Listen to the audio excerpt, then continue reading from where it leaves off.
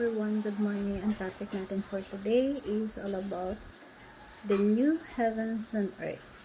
So, comes from the Revelations 2:11. So, ano bang ibig sabihin ng ayan. Dito, makikita natin na yung Bible, may dalawang part siya, the Old Covenant and the New Covenant. At nakapaloob na dun yung New Heavens and Earth. So, yung Old Covenant is yung lumipat, na kalakip nun yung Old Heavens and Old Earth. So, medyo mahabang talakayan siya, pero ang gagawin natin is yung pinaka-simplify lang na topic para mas mabilis maintindihan. So, this change, the concept is new heavens and earth. The new heavens and earth means the world is being changed and renewed through Jesus Christ. Not destroyed. It shows that the old ways of relating God under the old covenant has ended and the new covenant has begun. This change is spiritual and covenantal, not physical. So, usually kasi, pag sinasabi natin new heavens and earth, pagpapasok sa isip mo physical, ang nasa isip ng tao, papalitan physically. So, pag sinabing heaven, ang earth, gugunawin yung mundo. Ganun yung nasa isip ng tao. So, hindi ganon. Pag sinasabi kasi ng Biblia ng yung heavens and earth, not focusing or interpret na physical siya. Na pag sinabing bagong langit at bagong lupa, bawasakin yung physical, gano'n. So, hindi gano'n.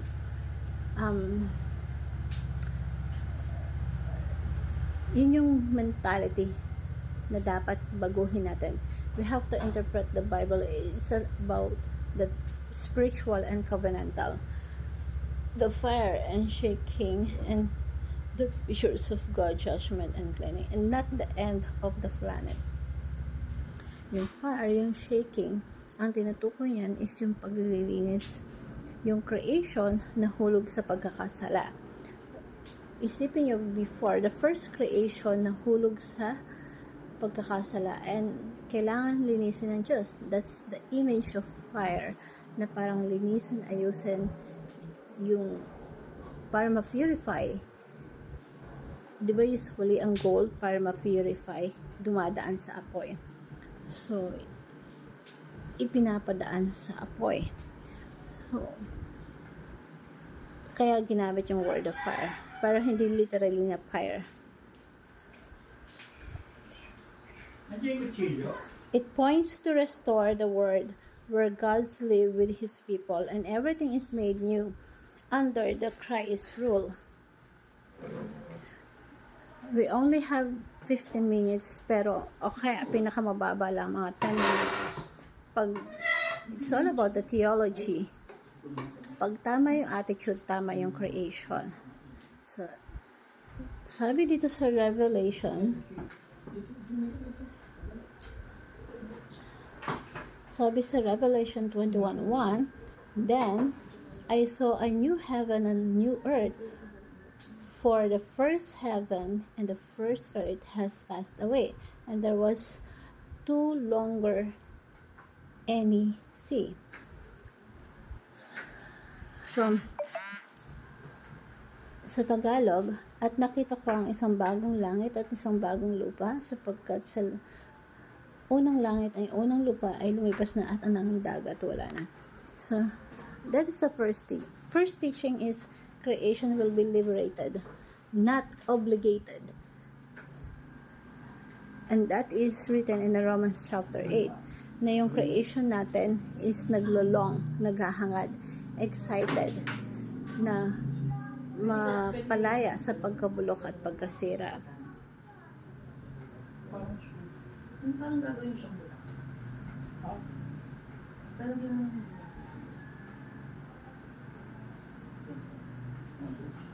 And sabi dito sa Romans chapter 8 verse 21, the creation itself will be liberated from bondage to decay and brought into the freedom and glory of the children of God.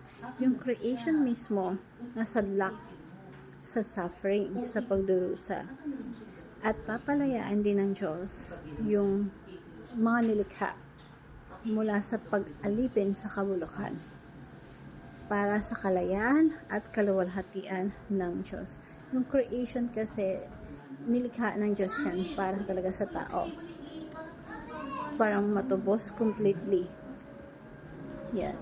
So, creation will be liberated, not obliterated. Pag sinabi kasing obliterated, maglalaho, magugunaw. At hindi totoo na magugunaw yung buong universe or yung creations. So, hindi totoo yun.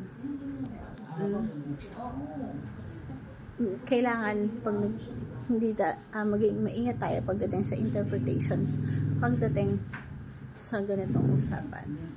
Creation will be renewed, not replaced.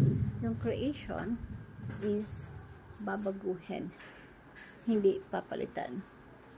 And ang maganda dun sa Diyos kasi yung creation niya, hindi niya binasura. Bagamat nalunod or na hulog sa kasalanan yung mga tao and yung nalunod sa pagkabulo, hindi sinukuan ng Diyos yung creation. Hindi sinukuan ng Diyos yung creation. Talagang gumawa siya ng paraan to parang ma-save. So, ginagawa ng Diyos is a cleansing, and in the future there are also a cleansing. At yung cleansing ngayon, not to destroy the world but to purify the world perfectly, completely, thoroughly. At talagang magkakaroon ng kakompletuhan. So, hindi papalitan ng Diyos yung creation, babaguhin.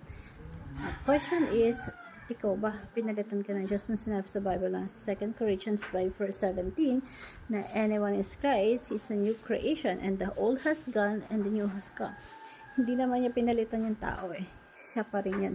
But being renewed, binabago ng Diyos, hindi ka sinukuan ng Diyos. And that's the, so, dun din sa nilikha niya. Babaguhin, i-renew, hindi papalitan. Number 3, creation is not in the process. Now is not process of renewal. Yung creation, nilikha ng Diyos, is nasa process na ng pagbabago.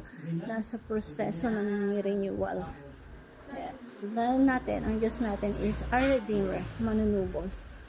Bagamat ang Diyos natin nagpaparusa, mas sinahayaan niya yung sarili niya bilang Redeemer and Restorer. At He is also a healer. That's why yung buong creation is nasa ilalim ng paggagamot, pagsasaayos ng ating Panginoon Jesucristo. And that is the evidence na inaayos ng Diyos yung mundo. Unang-una, sinugo niya si Kristo para simulan yung gawain. Pangalawa, ang ating Panginoon Jesucristo is namatay dun sa krus. No, not just for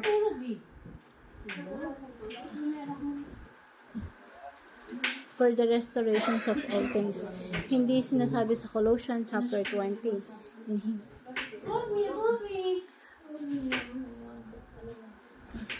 Ano yung manok?